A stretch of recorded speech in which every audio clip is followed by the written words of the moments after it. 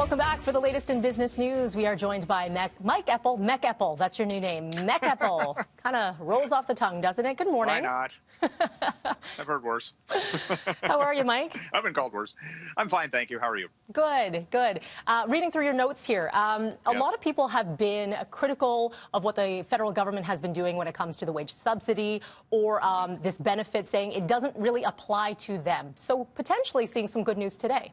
Well, how do you get everybody, I suppose, into the program when you've got so many diverse sectors of the economy being crushed under the weight of the pandemic? So the criticism initially, Melanie, for the wage subsidy, which was really the second bailout that the Trudeau government announced and is still working its way through the parliamentary process, so it's not even in effect yet, but it's worth about $71 billion. You know, it's supposed to pay for about 75% of an employee's wages to help support small businesses to keep people on the payroll. Well, contract workers, gig economy, volunteers in emergency services, for example, all of these weren't covered. So the talk this morning is that when we hear from the Prime Minister later this morning, there's going to be additional measures in the subsidy program.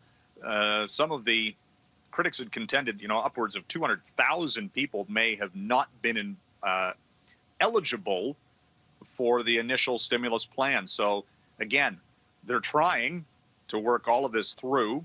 We had the, day 2 of the emergency response benefit coming through yesterday, applications on the rise there, but it's a slow process. And people, of course, people need the money today, if not yesterday. Indeed. So that's part of the challenges that the government's certainly facing. You got it. And of course, we'll follow that Trudeau announcement a little bit later on this morning.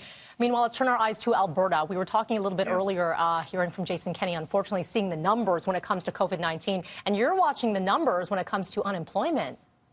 25% is what they're forecasting for unemployment. I mean, we've heard billions of dollars being cut back in the energy sector. That is the key component to Alberta's economy, let's face it.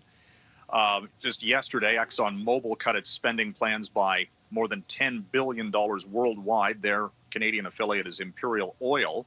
Jason Kenney's warning that the price for Canadian oil, which right now is below $4 per barrel, think about that, a premium cup of coffee is worth more than a barrel of Canadian crude, it could turn negative on the market, where we actually have to pay companies to buy it for refining purposes. There's too much oil.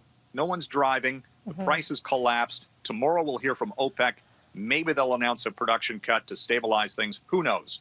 But in the near term, this is crushing parts of Western Canada's economy, and the ripple effect on Canada's economy in its entirety is it cannot be underestimated. Indeed. I wanted to get one more story in there. We've got time for one. Jack Dorsey, who's the Twitter founder. Big money here when it comes to the pandemic. What are we looking at?